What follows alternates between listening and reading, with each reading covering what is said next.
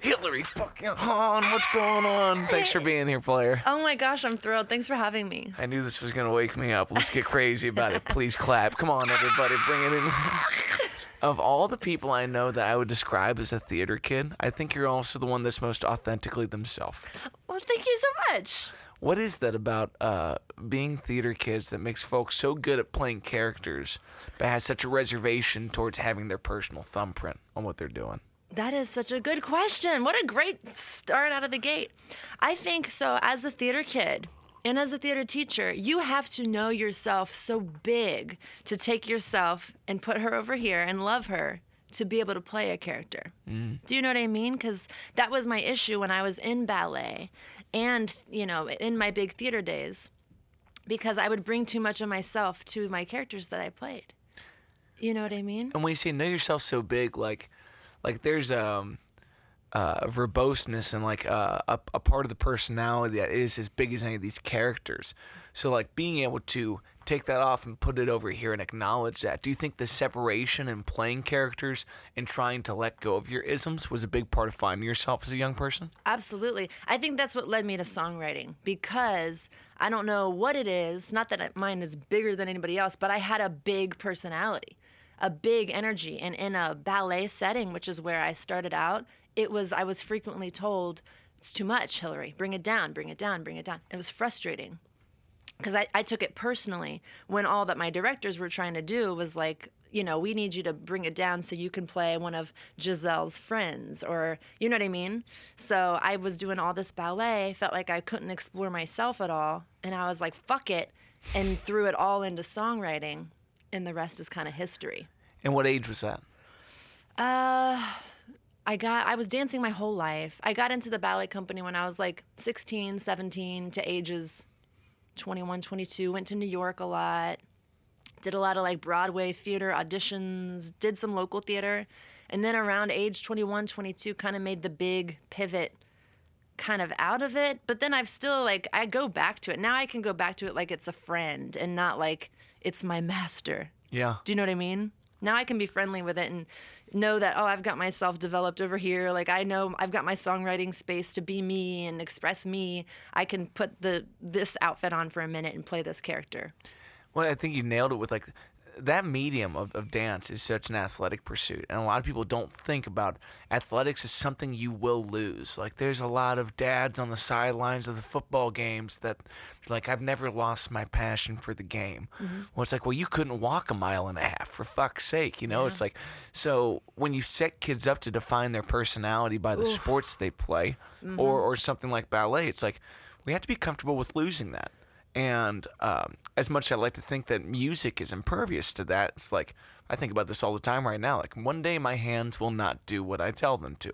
That's just a part of growing old and appreciating the fact that nothing is grippable for life. You don't get to squeeze everything that you love and hold on to it. No one can ever touch it. It's like the only thing that's promised is change. Is 21, 22 where a lot of folks in the ballet start to experience that change? Yeah, I mean, I think a lot of the kids that I grew up with, some of them are still dancing, some of them are not. But I do think, like, my story in particular, and this isn't a bad thing. Like, I had a village of people that were encouraging me. Like, as a kid, I could never say that I was somebody, like, you hear the artists that are like, oh, God, nobody believed in me. Like, you know, I was beat down. That wasn't me. Like, I was tall, I had these eyes, I had this sass. You know, everybody was like, she's going to be a rockette. She's going to do this. She's going to do this. And I was so inflated. I thought at 18 years old, Mr. New York City was going to write me a letter and my career was just going to happen. I truly believed that. And then when I got to New York and it didn't happen and it didn't happen and it didn't happen, then I moved to, you know, it really, it was my whole identity. It really was. And then, like, after spending all these years, like, in education, teaching kids in the arts, I like to think, like, I've tried to, without traumatizing my kids, kind of tell them that, like, love your art form, do everything, but also build an identity and a love for yourself outside of it, because like you said, it won't always be there. Yeah. And you might not get to be the next Taylor Swift, but that doesn't mean that you're not amazing here in Cincinnati, you know? that point of timeline of like trying to tell yourself when you need to be successful by, like the hardest thing about our dreams is trying to actually frame it within the realistic boundaries of what's going on in your life. And it could always be right around the corner. And that sense of optimism and glass half full, like it has to be there for you. But how old are you? I'm 34. How old are you? I'm 29. Nice. And I think both of those ages come with this aura of just like, is it done? Yeah. You know, is it long gone, or is it just starting, or how do I deal with that? Because in every example I had for myself leading up to this, everything before 20, I assumed it would have happened by now. Yeah. And how do I become comfortable with that kind of thing? And so much of life is that, whether it's the folks that want children, they want to own their own home, they want to sell subprime mortgages in New York City like the 90s and do tons of blow. I don't know. Like people have intentions for these things, and it doesn't line up. And you have to be so open to letting life happen on its own timeline. It's crazy. It's crazy. And I'm 34. Like I said, the way I grew up, I believed it. Matt Waters, I believed it so hard. Like I thought for sure, like when my first album came out, I was like waiting for Oprah Winfrey to call me. Like I had it in, and I wasn't, not that I was a cocky person, but I just believed in myself so hard. And then nothing happened. And then I got my second album and like that whole momentum and I got this music video, this, and the release date comes and nothing happens. So yeah, like how do you find like peace and all the things? That's a great question. And I think every day I'm kind of like right now I'm in Lauren Elise, right? Yeah. I'm obsessed with her. She's got this song, it goes peaks and valleys. Yeah. I love that song. And I've been thinking of that song so much lately because I don't know what made her write it. But I think of my career. Like I have these moments where like I'm at this peak. I'm like, oh, I'm Cincinnati's little sweetheart. And then you have these valley times. And I've learned to like respect the valley because knowing myself, I always come back. Like I have this crazy energy and I always have, okay, that project didn't work. Okay, I'm going to work on this one. I'm going to focus on this one. And I think the older I get, the more like grounded I get in myself, knowing, okay, well, this is probably only going to reach like 30 people, but I'm going to put more sass into it. And I'm going to, love the process even more. Yeah. So, I'm not going to say that there's not days that I'm like, oh, 34, I'm seeing gray hairs coming in. Like, what happened to my career? I have moments, but I don't know. I think you have to acknowledge those moments, give them a minute, and then be like, okay, but I still have today and my hands work, so I'm going to work on a song. Do you know what I mean? Yeah. What's the why of these projects not being what you expected them to? As someone that's had time to kind of step away and like you start to say, like, what would I change next time? Like, what are some of the conclusions that feel meaningful to you and like have purpose? Because if you don't make something of the hardest parts of your life, then you're bound to be in that cycle for good or to quit. Yeah. It's like, and clearly you have not quit. Every time you get up on stage, you come for people's throats in the most loving way I've ever seen. It's like, that's what a motherfucker does, That's what people do when they have something to offer the world. And it's just about the world receiving that offer and making the most of it. It's like, it's the baton that you hand off. Here's the song that I've cooked up for the soundtrack of your life because it meant the world to me. Now let's see what you do with it. Mm-hmm. Where's the formula changing for you right now? I think that's a really good question. And I've been thinking about this a lot because, like I said, I kind of am in a valley right now. And I like being in the valley because it gives me an honest time to look around and, reevaluate. Like, okay, that one didn't work. Here's why. I think the older I get, the more comfortable I get with who I am, which is I was never designed to be like a mainstream pop princess, like writing songs for the masses. Like, I won't say generic, but like, it's Friday night, I love my man, here's a country song. Like, that's not me. Yeah. It's not me. And I think the older I get, the more I write my songs, the more I realize like my people are the grungy little crunchy people at the edge of the auditoriums that are, smoking cigarettes and don't quite fit in, you know what I mean? My shit's for them, like for all the little kind of outliers. You know what I mean? And it heals me. Like every time I quit, every time I give up music, like I just went through like a couple months ago, a whole, like 3 huge rejections back to back. And I'm like, what am I doing this for? Auditioned for a band, had this whole thing, didn't get in. Okay.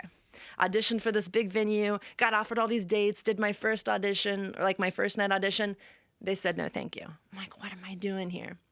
So somebody told me recently, they're like, Hillary, you keep putting yourself in rooms where you know you're not appreciated. You've got a big voice. You play the piano hard. You know what I mean? Quit putting yourself in little loungy rooms and then being like upset that they're not applauding you because they want a quiet little thing. Does that make sense? Yeah. But you're someone else that's capable of playing that character, if that's what it is. It's like, yes, you are a person with big energy, but I've watched in a room. If the song demands a kick in the throat, guess what you get? But if the song demands temperance on the way in, I can walk you into that slowly, draw you in, and that kick in the fucking throat again, you know? And it's like, because you can do what you want with those moments. You're someone that can own that. But there is something about, especially when you get to a point of, I've had to reframe this in my own mind. Like, what does 30 mean? Well, is 30 the end or is 30 the start? And who's in control of that? It's like, I am the only one that gets to dictate how I perceive this next chapter of my life. Yeah. And especially when it comes to rejections of folks that feel like they have a key to a door or a glass ceiling that they can kind of kick you through. Like, that's the hardest thing about this industry, is pressing your face up against the glass. Like, I know I could be on the other side of this, but where do I break it? And you don't break things gently in this, unfortunately. And sometimes it takes as much of you with it as you thought you could take from the situation. Yeah. It's like, how many times do you sacrifice what feels like your sense of self to entertain an audience, to really go there? Yeah. It's a very interesting point, and I appreciate you being honest about what it's like to go into a valley and to still get a few of those kicks. What's the thing that wakes you up most of the time when you feel like we're about to start peeling up? Usually, like right now, like my February was packed for me. I was traveling, gigging all over the place. And March is empty. Like, I have nothing going on gig-wise. I have one show at the end of the month with our girl, Drew Freeland. Gang. Love her. Yeah, at the end of the month. But other than that, so right now, I've been hiking a ton. Like last week, except for the day it rained, I was in the woods with my dogs 2.5, 3 hours every single day. Just quiet, not listening to music. And I'm just, I'm gathering. I think knowing that at the end of the month, I get to be on stage in nothing but my original music. That's where I start feeling like the Gollum is coming out. Like, because I don't have to. And I think, like I said, like I created music. Like the musical space for me was created. I did that for myself to get out of theater, to stop playing these roles, to be me. But like you just said, like when I'm going to these steakhouses, I'm playing a role. I'm being that character that can play to those people. When I'm playing these little lounge things, I have to play a role. Not when you're at Motor Pub and you get to be up there and be like, listen, this guy did me wrong and this is how it happened. And then, you know what I mean? That's making me feel like, oh, okay, I'm coming back to life. I can be me. I can tell my stories again. Yeah. Do you feel like the cover material becomes a hindrance, or do you still love playing some of that material? I will always be an original artist that covers built me. Covers create, and I know that there's a lot of, even friends of mine in this town that are like, I'm not going to do cover shows anymore. Like, I just want to focus on the originals. My originals are built on the backbone of Aerosmith songs and Jewel and Alanis Morissette, because I didn't go to school for music or anything. I listened to the radio. I learned how to be a musician by learning Billy Joel and all this stuff. So I don't mind playing cover shows when people are nice to me there. You know what I mean? Like, in the right rooms. When you get something from it. Yes. What was the first cover that felt like yours? Oh, what a question. Oh gosh. I think when I first started like gigging and I was like, I had all these original songs, but I was like, I need 3 hours of music. And I started like, okay, what cover songs am I going to put in? I think the first one I reached for was Do, Do, Do, Do, Uninvited by Alanis Morissette. Like anyone would be. Like, that song was just like, that's out of my journal. Like, that one felt like me. Yeah. What about you? I don't know. As I asked that, I was like, I'm going to regret having to share anything. Yeah. I think I'm Yours by Jason Mraz, because it was nothing of what I wanted to be in that moment. Yeah. But it fit. Yeah. And it was for someone else. It was a song that my mother loved and it reminded her of her dad. Mm-hmm. It's like, I never got to meet her dad, but if I could give her a couple moments with him by learning this, I would do that. And then that kind of felt like what the journey of songwriting is. Like you said, it's like that felt like it was straight on my journal. Yeah. It's like it felt like I could serve the people that I cared about with this thing for the first time. Because before that, I was just fucking Metallica riffs down Yeah. here and just getting after it. And it's like, Yeah. but none of that ever really sat. And that was the first time it ever felt like, oh, I could write something like that.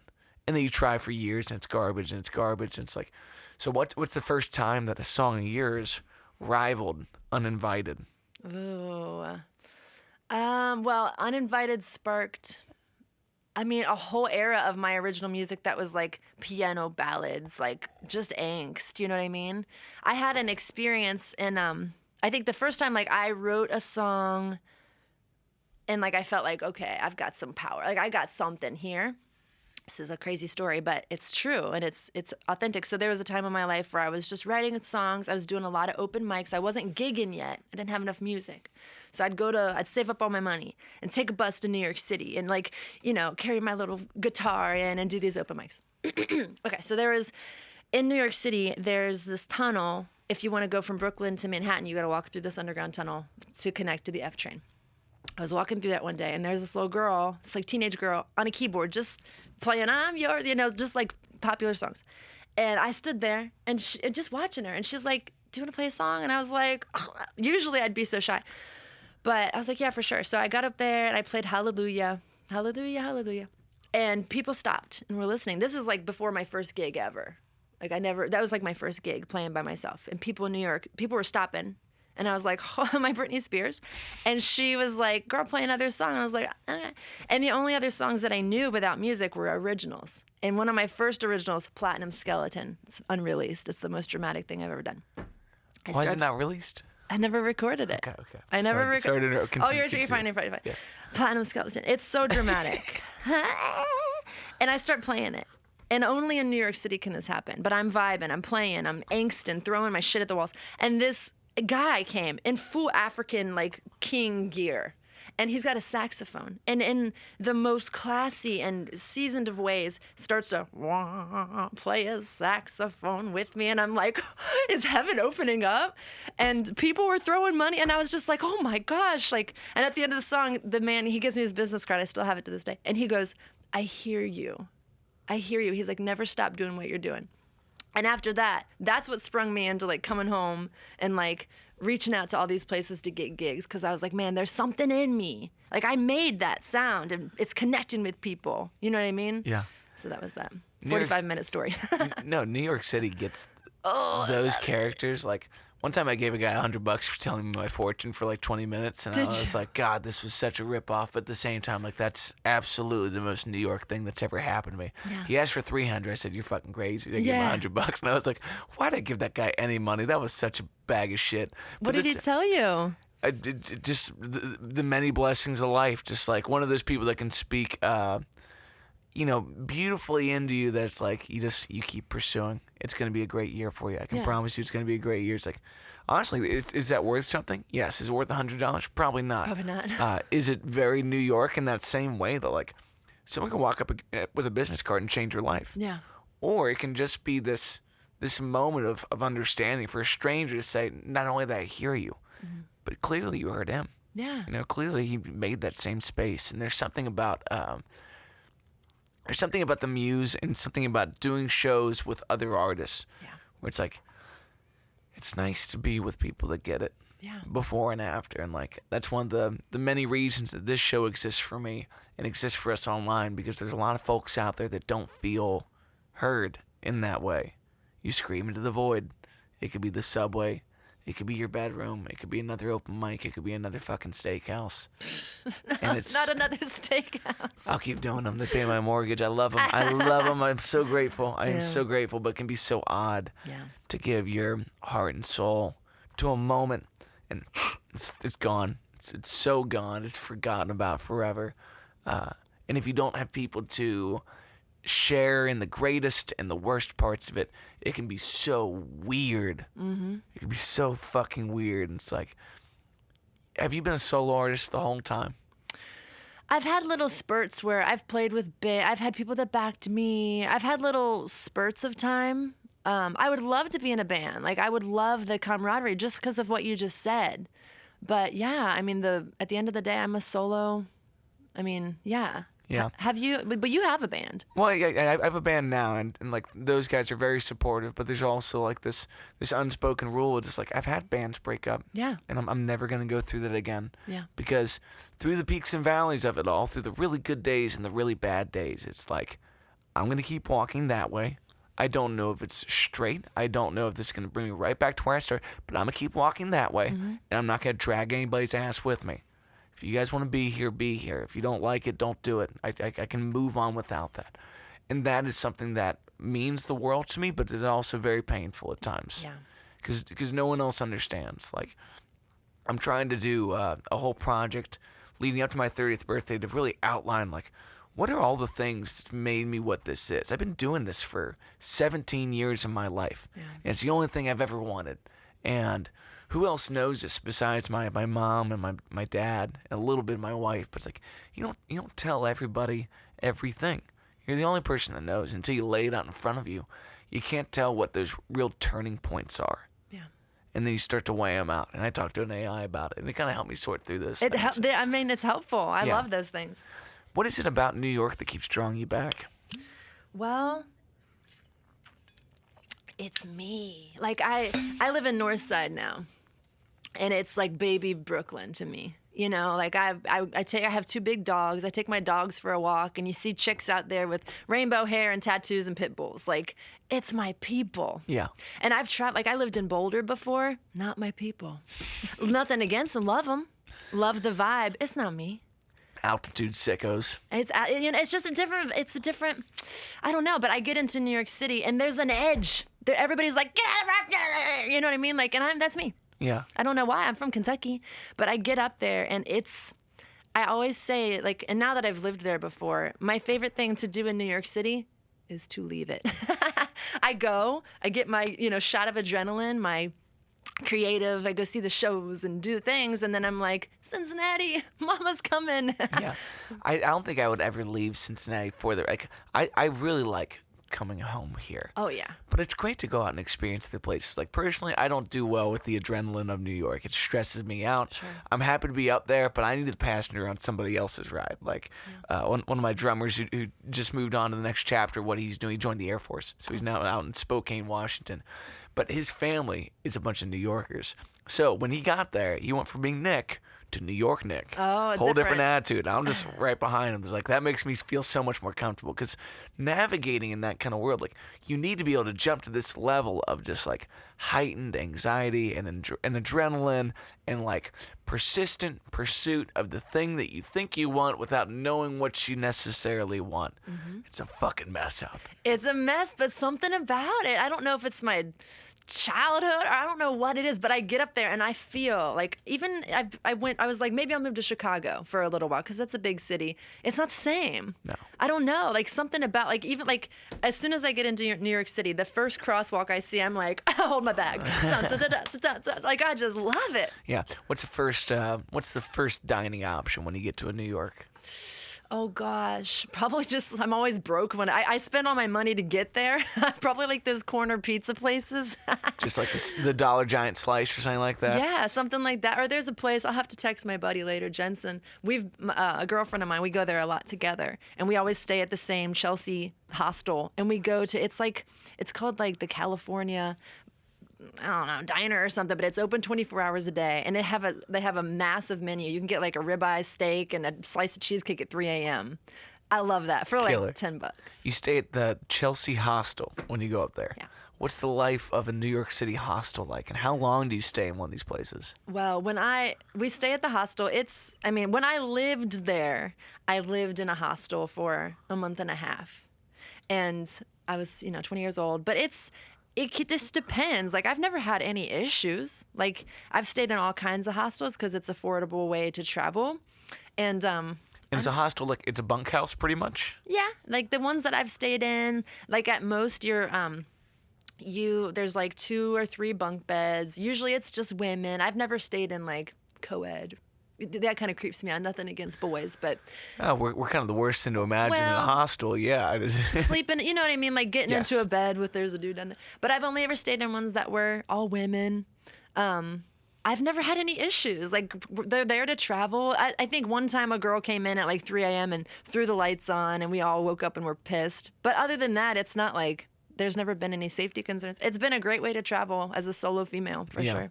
That's inspiring. It's one of those things that people don't mention a lot. Just like it traveling by yourself gets a lot of horror stories because what is daytime TV for besides to scare the fuck out of you? Like, Yeah. you never watch Cops thinking like it'd be nice to pursue somebody on foot. No, we watch Cops because you're like, I don't want to be pursued on foot. You That's know, real. it's like.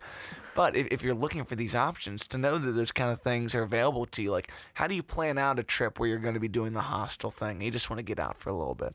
Yeah, I mean it's simple. We just Google them. I've Google 'em. just Google them. Like look up. You have to look at the reviews and stuff. But I mean, I've stayed in Chicago, South Carolina, Manhattan hostels. But you just make a reservation, and there was one. I had a little bit of a spooked out moment. I was going to stay in a hostel in Colorado, and I didn't do my research well. And that was one where I found out, like, once I got there and checked in, that I was in a room. And again, it's just my own fault, but it was dudes. It was 2 bunk beds, and I was the only chick, and there were 3, like, mountain men in there. And I was like, that was the only time that I lost my money. They didn't refund me because it was day of. Yeah. So you just have to do your research. What's But, the average cost for a hostel? Anywhere I think I've paid from, like, 20 to $80 Okay. for, like, the one I stay in with Jensen. We get one. It's like a private room. So she's got her own bed. I've got my own. You know what I mean? Like Yeah. I've stayed there with my boyfriend before. Like it's not luxury, honey. There's no hot tub. You're sharing a bathroom with the people on the floor. Like it's a certain kind of personality that you got to have. Yeah. But if you want to travel and you're a broke bitch, get hip to it. My favorite New York housing situation was we played in Manhattan and we were going to stay in Jersey. And it was we just Airbnb like the basement of somebody's house, and it was this massive, beautiful property.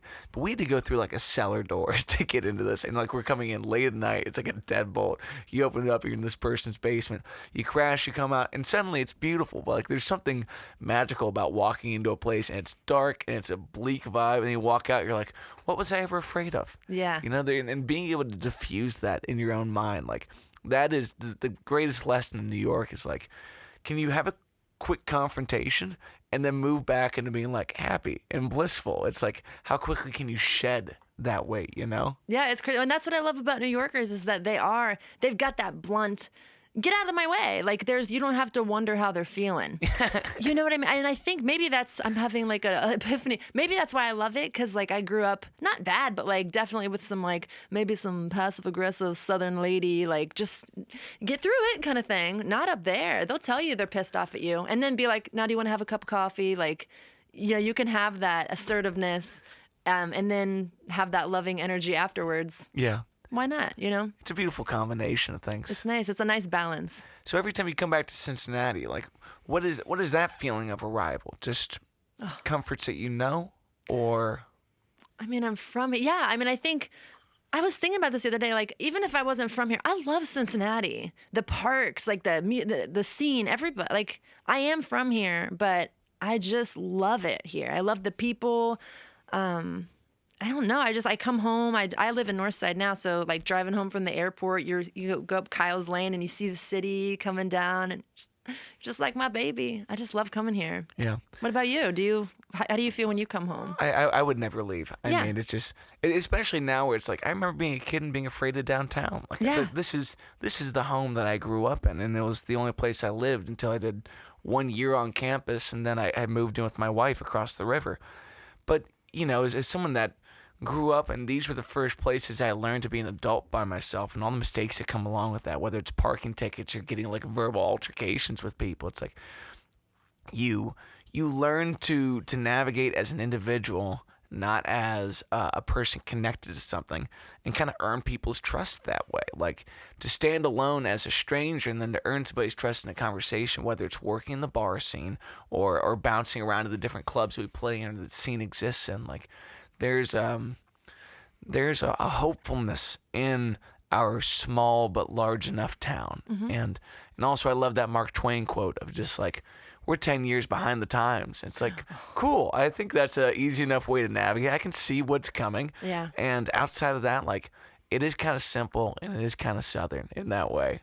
It is, but it's homey. I love that. I went to my boyfriend's living in North Carolina right now, and I went to visit him in his little town out there. And I was like, man, like, I think, Cincinnati is so progressive in terms of, have you ever been to like Corbin, Kentucky? Fuck yeah. It made that little I hit town. that KFC, you know what I'm saying? I did, because there's nothing else to hit down there. I went to visit, he lives in Ahoskie, North Carolina. And I went out there and I'm like, I told my family, I'm like, man, this little city makes Corbin seem like Manhattan. Like it was quaint. It was small. I spent like 2 hours at an Ollie's just because there was nothing else to do. But it was nice. Yeah. But then I came home and I was like, oh, back to the big city for me. I love the Carolinas in the way that they do feel very similar to what we have here. Yeah. And I don't know what that is. I think Charlotte gets it, but they also want to be the Queen City. Fuck them. They don't get it. They don't get to own that. Don't put it on your street signs. Yeah. Fuck you. I'll get a welding kit. I'll take that off of there for you. Don't worry about nothing. Have your wife do it with her concrete skills. That's what I'm talking about. Em probably could. If she wanted to weld, she could weld. I believe that. She's a talented lady. Yeah. Now, your boyfriend, is he more of the, I always describe my wife and I's relationship as I am speak before I think, and she is think before I speak. Oh. And that is where our Venn diagram falls in love. That's where our opposites attract. Is he the quiet type to your character, or no, he competes? Well, yeah, I would not say I think he would say that he thinks before he speaks, but well, I think I've actually heard him say that, but it's not true. It's not true. Just runs it. He just runs his mouth. But sometimes it depends on the situation, because I like to think that I think before I speak, but I don't. I mean, it just depends on the situation. Yeah, I mean, you've been in front of a hot enough mic in your life where it's like sometimes we just gotta roll. And I can apologize after, but like I need to entertain you in that kind of way. Well, yeah, and that's him too. Like we met, we're both dueling piano players. He was my partner that first night, and he's made a whole career of being in a mic and being like, no, you sit down. What do you do? Like, yeah. How quickly was their love? So I met him, like, so for dueling pianos, like you just get a text and they're like, hey, are you free this day at this time? And you say yes. And you show up and you meet these people for the first time the day of. So I met him. And from the moment I pulled up, I was like, game on. From first sight of this lad? I just thought he was hot. Yeah. You're like, this is good enough for me. I was, newly single, and I was like, and then, by the end of that first gig, like people, right, like within 30 minutes were like, you guys are a couple, right? Like, and he was just leaning into it. He's like, oh yeah, the wife. So, but we've started playing dueling, to each other. And he's playing these love songs and all this romantic shit. And by the end of that first set, or the end of the first gig, he said to the microphone, and once again, here's, my name is, I won't say his name on the Johnny Rocket. And he's like, and this is my beautiful wife, Hillary Hahn. And I'm like, well, all right, well. It's on. Yeah, it's on. What a rom-com that could be. To fall in love over dueling pianos is wild. It set the tone for the whole relationship, because he doesn't live in town. So whenever I see him, like we gig together. Yeah. So I'll see him, like he's like, meet me at this gas station. I'll pick you up. We'll go to this hotel. We'll go to this gig. Like it's just the whole thing has been like crazy. Yeah. It's been fun. How great of an understanding, though, to also be with somebody that gets the road thing. There's so much of this life that lends to leaving and to missing things. It's like, I had my first Friday off since my honeymoon 3 years ago. And it was because I double booked myself and then I canceled a gig and then I had no gig. I was like, what the fuck am I doing? But it's like, we don't go to the birthday parties. We don't attend a lot of the family holidays that happen on Saturdays and Fridays. It's like, that is the life of gigging, and you either find someone that understands it or find someone that takes part in it. Mm-hmm. And then the double-edged sword of that is, I bet he understands it. I bet you never get to see him, Yeah. Yeah, it creates a different, it's different, but the last relationship I was in was also with a musician. So it's just kind of like, oh yeah, that's just part of the gig. I mean, I think I consider myself kind of an independent person, so I'm just kind of used to, oh, I'll see him here. Okay, this week I'm doing my own thing. Like, It works. Kind of independent isn't defined by a woman that would buy a bus ticket and go stay in the New York City hostel. You're pretty capable of taking the world by storm if you need to. And I think that's one of the things that it's easy to feel that and to know that before you say a word on a microphone. And that is somewhere between nurture and nature and nurture. What would you describe it as? Well, the moving to the city and buying the ticket? Just the willingness to be that confident and that charismatic. Is that who you are, or is that something you learned to be? I think both. Yeah. I think both. But both of my parents, it's not like I just came out of like a weird family and became this thing. Both of my parents are very, independent. My mom, my parents went through a divorce, and in one of my songs, I have a lyric. It's my song called "Phone Calls Home," and in the bridge, it says something about my mom, like, before I even knew I was looking at you. Something about rebuilding my spine. I don't know. I can't remember my own lyrics, but I'm like, Mom, like, I watched you rebuild yourself. I watched her move all of her shit out of her ex-husband's house and get her. Like I've been taught that. My big sister is a jungle cat energy. Like, yeah. So I think some of it's just like being taught that, like growing up around like really strong people, and then just kind of being my own person too. What about you? What do you think? Because you're that way too. I think that's a youngest sibling thing at times. I think like to be heard, you have to be a little bit rowdy, and like you learn what gets you attention. Sometimes it's not the right things. It's like, I think in so many ways, the antic of the way that you like to be on stage is just like, it's a perpetuation of your childhood and the first thing that got you noticed, and then you roll with it. That's it's real. Like, unfortunately, my game of comedy is definitely quantity over quality. I don't give a fuck if you don't laugh. It's like, what do I need to do to make you laugh? Like, either ball downhill that point that clearly made you uncomfortable, or move on. And both are very fine by me. It's like, but there's a desperation there that's sometimes endearing, sometimes very off-putting. It's like, when my wife used to work in a hospital, it's like if we had to go to like a work party and I had to meet some of these other spouses of ER nurse, like, okay, they're the adrenaline junkie and you are the home accountant / trophy husband. Like, what the fuck is this? Yeah. It's like, then we got to talk for 45 minutes. And I'm just going to shout at you this whole time. It gets weird. There was one guy that got me a Jaeger bomb one time, and we were tight. That was forever. Oh, that was forever. Yeah. I love that. Yeah. What's your go-to drink?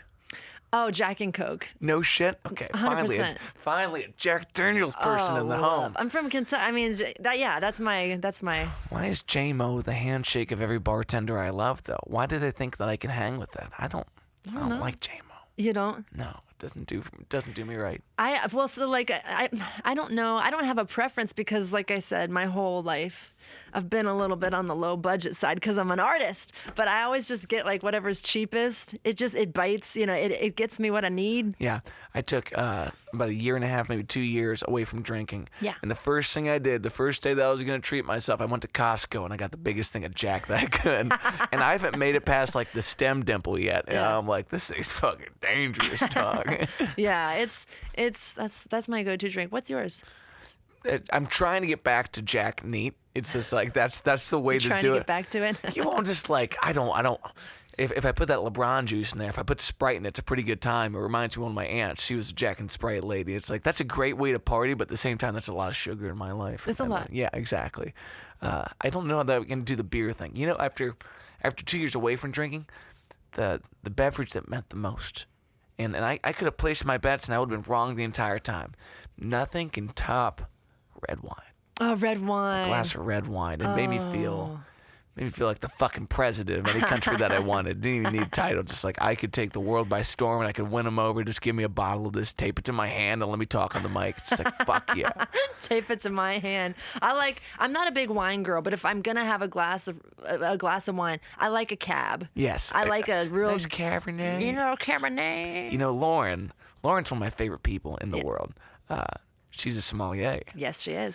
I have been begging her, Lauren, you got to do a show where every song is paired with a glass. Oh, she would do that Tell me why. And it's just like, the thing I could hope most is for a 14 song, I am just blackout at the table. Room temp cheese is like your bride, just balling out of control. Just like, pepper jack and tasting my own puke every couple minutes just because like I don't. What's the experience for a vocalist to admit to their people that love them? They're like, that's a great show. It's like I puked in my mouth in the middle of that. Several times.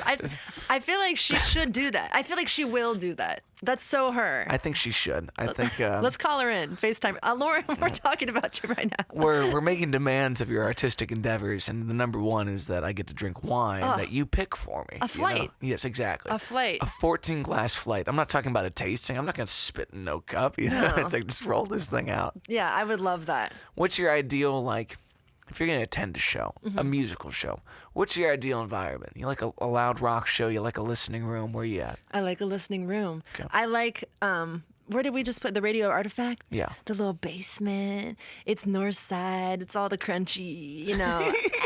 I like the original I'm gonna people. tell them you called them crunchy. It is. It's a little crunchy granola town. That's why I moved there. Crunchy granola town. Crunchy granola Oh my town. God. Make a T-shirt. Fuck yeah. Am I wrong? North side, Cincinnati's crunchy granola town. Just It like is. small text. It is. I mean, look, I mean, I'm one of, you know, but I like that. I like the originals. People getting up there and they're kind of nervous and they're a little sweaty and stinky and they're like, I just found this guitar in the trash. This is a song I wrote about my dad who beat the shit out of me. Like that's my scene. That's where I can't wait to go see more of like your Muse stuff. Well, we anytime you're in there, please assume that you're playing a song and just wave me down and get up there and take the world by storm, because you do. There was many tunes in your last performance that I felt like sold it, but I think the biggest thing is like, especially hearing your voice in that environment where there's no distractions. It kind of feels like an environment like you can walk through a New York subway and the room's gonna stop because that voice comes out. Did your voice work up to that, or did you always have big boom impact? That's just how you sang. It's how you were taught to sing. No. No. Listen, child. You're talking to a woman who this is why I tell my students, I'm like, I didn't speak till I was 19, let alone sing. I was a ballerina. It's Yeah. it's that energy. Like I remember in high school, like wanting to like be on stage and auditioning for the musicals. And like it would come to be like my turn to sing and I'd be like, and like I couldn't do it. I was a BFA dance major at NKU for like 25 minutes. And I signed up for this master class to sing. And it was this big black box theater and the lights were dimmed and they were having us come up one at a time to like sing a song and get feedback. And nobody in there knew me. And they're like, okay, next up, Hillary Hahn. And I was like, and they're like, Hillary Hahn. And I didn't say anything. And they're like, okay, moving on. And I got up and left and literally went and dropped out because I was so scared to sing. So my singing voice was always like, hey, everybody, what's your name? Over the years, it's grown. As the life has grown, the rage has grown. The Alanis Morissette, discovering her and her, I don't know, like that pushed me to the next level, trying to learn her stuff, Jewel, that kind of stuff. I like that you said rage. Why rage? Because I've been through some shit. Yeah. And do you feel like you channeled those moments? Like, do you actively put those in your mind before you go up there? Or do you feel like it just opened up a door? You can walk through whenever you want. You don't need the key anymore. The door's open. The door's open. Well, that's the thing about like my original stuff is that it's all like that's why like I became a songwriter, because I needed a space to talk about these things. You know, I was exhausting my friends. My family didn't want to hear, you know, I needed a friend. And I created songwriting because it was a place where nobody was telling me what to put on the paper. You know, and you've heard my stuff, like it's rage. So I don't have to, you know, get into character. I get up on stage, I'm happy to be there. I'm like, here's my buddy Matt Waters, you know, I love all these people, Jordan Frank. And like, then I get into the song and I'm, you know, it brings itself out. Do you know what I mean? What about you? Do you have to get like into character or anything? Not with your originals. I think there's a character that I'm still trying to figure out. Sure. I was having a conversation with somebody the other day. It's just like, the way that you and I can talk right now is a really hard thing for me to convey on the internet if I don't have you here. Sure. You know, like to be honest and authentic and just here. Because it's much easier for me to go a full-blown fucking character, just screaming at people, you know, wide-eyed, bushy-tailed, feeling weird about it. And, you know, that's more comfortable because that character does not have to live with the repercussions of his actions the way that I do. Mm-hmm. And songwriting is this odd thing. And I'm sure in the way that you describe why you write, it's like, you'll put something on the page that is far more honest than you would ever be with yourself if you just had to speak it to somebody. Oh, yeah. But it goes down and you look at it and you cry because you wish that you had known before this appeared, but now you can start to work it. Oh, yeah. Yeah. And I try to tell people this, and most of the time I think it doesn't sit because not everyone's ready to hear this, but like, start writing. Start writing because when you have that vehicle, no heartache will ever be wasted again in your life. You have somewhere to go with this, and you have somebody to give it to. And I love that idea. Like, I exhausted my friends and my family didn't want to hear about it. At the end of the day, like, you need to do something with the weight on your shoulders. And this is the weirdest little box of, refining pain into something beautiful. It really is. No, I always say, like, my songs know when my relationships are over before I do. You know what I mean? And not just relationships, but like that's a big driving force, the heart, But it is incredible. Have you heard of The Artist's Way, the morning pages? Are you familiar with that? No. So it's beautiful and it's crazy. So the whole concept, it's this book and it just gives you all these like activities to do to like get your art out of you. But in one of the first chapters, it says every single morning, you should try this. Every single morning, before you check your phone, before you kiss your wife, whatever. But like you're supposed to get out a piece of paper and write 3 pages of just whatever's on your mind. 3 pages. 3 pages. Sounds like a hand cramp. Can I drink some water? Can I get some electrolytes? Pickle juice. Don't breathe. No pickle juice. Don't go take a piss. Get a piece of paper. You just live with a full bladder and get your heart out, No, I'm just kidding. But like the whole, like it's crazy because, and I was teaching songwriting in schools for the past couple years. I'm telling you what, this generation, they cannot do it. They cannot fathom. Because I would always tell them, like, start off, like, because I do this, not every single morning, but when I'm, like, in my valleys, when I'm like, okay, what's next? I'm cooking, I'm goleming. I do that because that's when magic happens. So you start off by writing, like, your to-do list, like all the mundane things on your mind that's distracting you from the art happening behind the surface. And you write it out. And then you've got, like, a half a page done, but you've got to get to 3. So what do? You think outside the box, motherfucker. Like, you just like, okay, here's a character I've been thinking about. He did this, and then he would write this song, and then it's crazy to see what comes out of you. And you do that for days and days and days, and then it's like, wow, I've written a whole Netflix series and 3 new albums. It's crazy. Yeah. I forgot what your original question was. I don't think that matters. No, you were talking about The Artist's Way. Just yeah.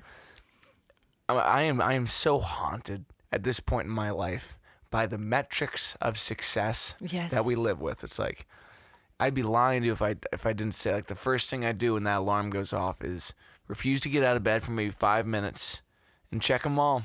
Check them all, same. Check every single number that tells me I'm good enough. Mm-hmm. And I've never checked it and been like, guess who's good? It's like all it's ever done is deflate this balloon of the life that I'm trying to live. And then you work back from that. You work in this place of crisis.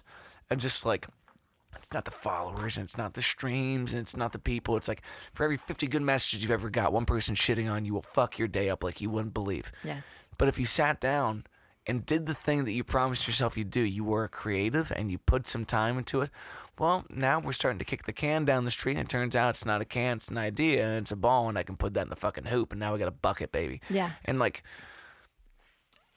I can express it, I can believe it, if I can do it. No, this thing has a fucking leash on my neck, and it's so hard to pull away from that quantification of your value.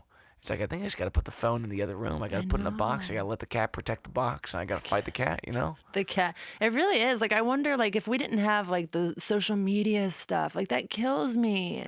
Yeah, but even before then, it's like, there was always a way for your fear of how you're perceived by others to interrupt your permission just to be. Mm-hmm. And letting that be the guide of what you're worth. It's like, thankfully, we're artists. We've been at least trying to do this for a long time. Absolutely. Most of the world does not get that. You wake up to the bag of emails that everybody from every different side of your managerial employment is going to send you about why you need to be helping them right now. Mm-hmm. And purpose is found in that. And if you're good at it, that's awesome. And if that's enough, that's awesome. But some of us have this nagging feeling of just like, I am on death's door, whether I got 50 years or whether I got 45 minutes, and I have to do something with it and not even know if that's going to last. I go sing songs into the void of a bar room or a steakhouse, and they're gone in minutes, and they might be forgotten about forever. But why that feels like the most potent way to spend my time, I don't know. Yeah. It owns my subconscious. So. It truly does. I just got a job in assisted living. So I work 40 hours a week with people that have Alzheimer's, dementia.